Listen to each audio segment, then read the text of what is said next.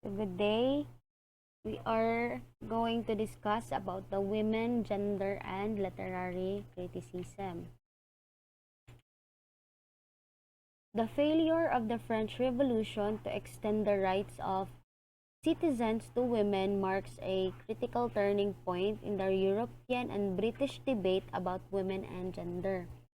Even in Britain, where an extensive tradition of published writing by women included criticism, antipathy toward women who wrote or aspired to a public role as cultural critics intensified after the revolution.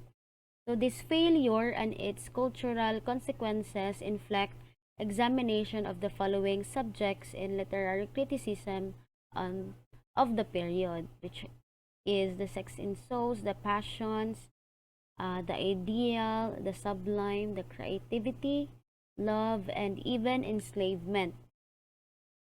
These cultural and historical factors must be considered when evaluating literary criticism on and by women throughout the Romantic period. So, because women critics frequently work under the literary disguise of poetry, fiction, letters, translations, the breadth of critical debate must obviously expand beyond critical articles and reviews. So in France, discussions of women and gender emphasize the problematic status of his fictional women and the role of passion in civil society. In Germany, such discussions emphasize or critique the idealist identification of woman as the beautiful or ideal soul. In Britain, Wollstonecraft's 792 called for a revolution in female manners in vindication of the rights of women, defends reason over the passions and sensibility. So, Wollstonecraft cautions that without such a revolution under the banner of what do you call this one? The French philosophic reason, and educated women like the slaves and standing armies may revolt in less favorable ways. So Wollstonecraft softened her former rejection of the imagination and passions by seeing them as components of logical thought after she lived in revolutionary Paris and reduced her earlier enthusiasms for the for the revolution. So this well-known romantic alliance, along with Wollstonecraft's earlier dismissal of sensibility as harmful to women, this represent both sides of a long-running debate among the romantic writers, particularly the woman writers, about the proper role of sensibility and passions in poetic creativity.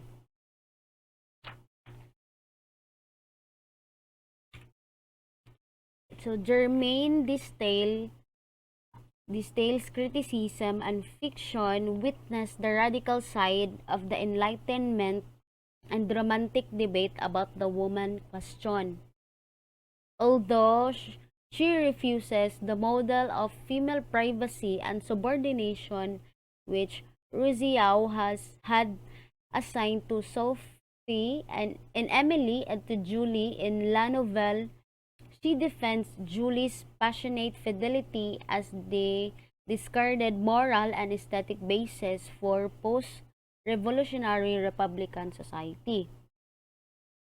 So, Stell argue in De La Literature. So, this De La Literature is one of um, his work that post-revolutionary French theater lacks actual heroes with flaws instead of ideal heroes. So in the old regime, she observed the literary salon's latent political purpose.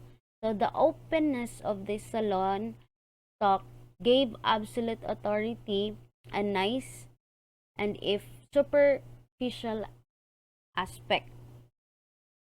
So In her other works, which is the Delifuence des Passions, Stael insists that those who have strong passions need philosophy to steady their enthusiasm. So in Della literature, she defends poetic rhyme and verse drama because they contain passion and sorrow. She foreshadows the ambiguity that will characterize her portrayal of her fictional heroines who have enough emotion and sorrows to fill multiple books in the chapter on women authors. So one aspect of this, what we call ambiguity, is shown by an earlier contrast in this article between tragedy and drama. So although true tragedy deals with public topics, drama takes place entirely in the home, which is in the private domain. So Stahl's heroines have the advantage and disadvantage of being extremely prominent figures who also display the intense capacity for love and home closeness that she associates with modern women and the best of modern literature. Another one, we have in the early years of German Romanticism, idealizations of women support a vision of poetic unity and androgynous genius. So this is the stereotypical view of the society, which said that men have the bones, women is the body. Novelist 1798 fragments on Goethe rehearse a similar view of Goethe's early heroines. So in this, women characters are identified as participants in intellectual and literary discussion because their queries to male characters initiate dialogue. So the one who dominates the subsequent philosophical and aesthetic conversation are males. So he then addresses his views to Ludovico, which is kanisi Ludovico. He is also one of the prominent literary critic in this era. Presumably, since this interlocutor is more likely to detect and provide the gap that the story fails to accomplish.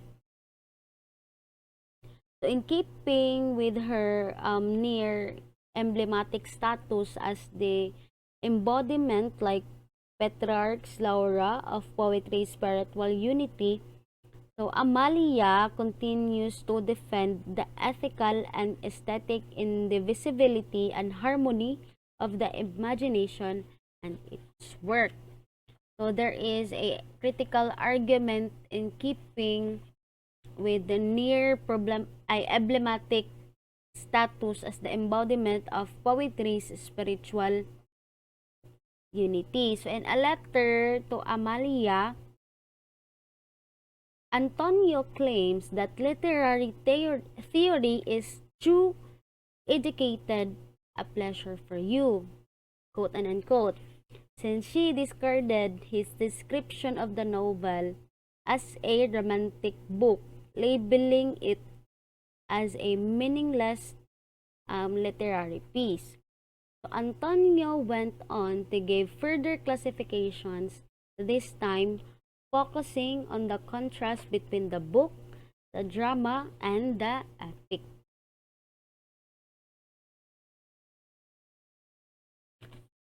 Charlotte von Stein responded to Goethe's writing, which she circulated in manuscript. Dido puts a more satiric, more realist spin on the ideal of womanly submission that Goethe. Von Stein responded to Goethe's Iphigenie by writing, Dido, which she circulated in manuscript. Dido puts a more satiric, more realist spin on the ideal of womanly submission that Goethe had sought for his heroine. So in response to Goethe's idealist drama, in which Iphigene's submission and passionate call for peace transforms Orest and Thoas' violent conflict, Stein imagines a female heroine who is not luminously submissive, who chooses to deal with death to preserve her identity in and from a world ruled by a brother and a tyrant who are not receptive to transformation. So by these allusions to court intrigues in Weimar and Goethe's previous chats and correspondence in reference to the text. And after that, Dorotheus Viet's Florentine may reply parodically to Lucende by offering female characters whose flat submissiveness registers the status of women writers in early German Romanticism. The novel's eponymous hero recalls the plot of Goethe's Wilhelm Meister's apprenticeship. So, recognizing the masculinist focus of the storyline in Lucende, Lucende dubbed it Part 1 and promises study of the feminine in a subsequent installment which never came. It is because even in the if the protagonist Lucinda is a woman, she is mostly a passive agent of her boyfriend Julius' androgynous identity. So ironic inversions of Lucinde in Florentine allow examination of its assumptions regarding gender, womanhood, and romantic subjecthood. So Viet transforms her hero into a man that gives him a half feminized name and a female lover named Julian, and tells the story of his foiled effort to father a child in his own image as a vehicle for birthing his own identity. So when we take this as a whole, these echoes reproduce the sexual aesthetic interplay of the androgynous romantic spirit in a fictional form that reveals the literary cost to women who have been idolized and so ignored. So after 1793, Wollstonecraft, Steele, and some other romantic women writers praised reason less and feeling more. Perhaps because the cult of reason invoked by Robespierre and the Committee for Public Safety made reason less salubrious. Austen argues that women who curb their sensibility are more likely to become rational moral beings. So gender issues and women authors dominate the cult of sensibility in England as they do on the continent.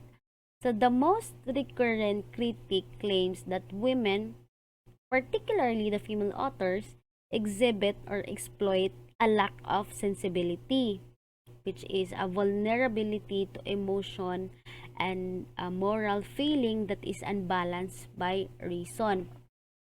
In light of this danger, Wollstonecraft and Austen suggest that women who restrain their sensuality are more likely to become logical, moral creatures. It is partly because passions and sensibility are significant in period criticism, particularly when it comes to women, gender, and genius. In Victorian and Edwardian poetry, improvisation is used to convey literary judgments in forms that appear to be incidental or social, letters to friends, like that. So Lucy Aikens on women makes female improvisation part of poetics grounded in conversation, social intercourse, and public debate. So in this time, there were a handful of published woman authors, including Edgeworth and Burney, as well as individuals who decided not to have their work published, such as Dorothy Wordsworth. In published works, improvisation serves the persona of the romantic poetess who claims to write less threatening verbal art because it is less premeditated. However, in English heroines who recall styles, Corinne, such as Dewberry's female enthusiast and the protagonist of the Londons, this persona may have been more subversive than submissive. This viewpoint on women and criticism was far from universal, as they say. So Wolfson study of romantic writers' definition of sex in souls hints to why. Wollstonecraft, remember this. She said that uh, Wollstonecraft had the belief that souls have no sex, allowing her to skirt around prior arguments that souls have sex and that the superior soul is male. When read in context, um, Cole commented that a great mind must be androgynous and to support the occurrence of feminine characteristics in great masculine brains. Similarly, this believes in the existence of sex in souls assumes that a feminine soul reflect the characteristics of a feminine body and that female souls give support for God's divine and inspiration. So in Inchbald's practical criticism is grounded in realist and ethicist principles and an informed regard for Shakespeare's dramatic achievement. She has nothing good to say about productions of Romeo and Juliet and Lear which tacked on happy endings. To objections that the villains in her play a lover's vows are never punished, she replies by offering a more interior moral scheme in which conscience is itself the punishment. So Inchbald's proposal for women in the theater is well balanced. Her partial defense of Susanna, a bold stroke for a woman, concedes that it appeals to the public's degraded taste, but then goes against male playwrights who are just as prepared to do so, despite the fact that their fortunes were not totally based on their cerebral exertions. Shakespeareans and Leons in The Winter's Tale. So, Inchbald remarks dryly that she said that it looks better for the feminine company he maintains. Inchbald, in a review of a production of Southern's Isabella, in which the mature Mrs. Siddons played the female lead and was enthusiastically worshipped as she had not been when she performed on the London stage in the prime of youth and beauty.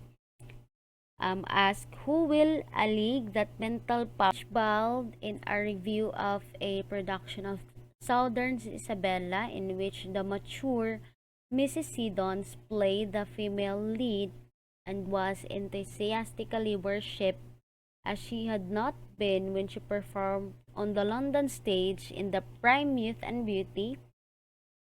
She asked that who will allege that mental powers have no charm in the female sex.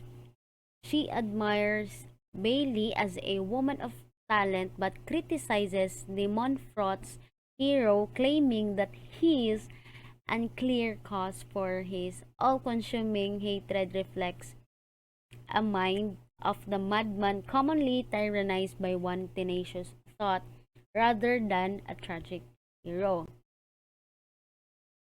Anna Jameson's characteristics of woman, moral, poetical, and historical offers more sustained critical reflections on women as dramatic characters.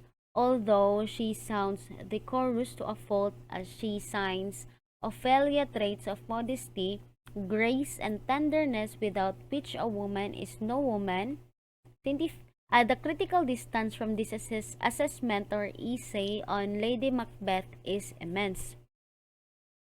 Except for calling her, this Anna Jameson, as one of Shakespeare's most magnificent creations, critics have said nothing more about her according to Jameson. So the length and weight of Jameson's argument corrects this imbalance. So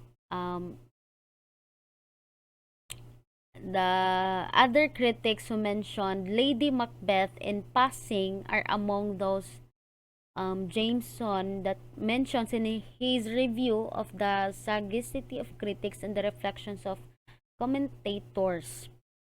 So by this literary piece of Shakespeare, which is Lady Macbeth, Jameson reverses Skill's dismissive treatment of the character so that she becomes the Shakespearean character who exemplifies the Gothic grandeur, the rich of romantic drama. She is a terrible impersonation of what do you call with what do we say about this?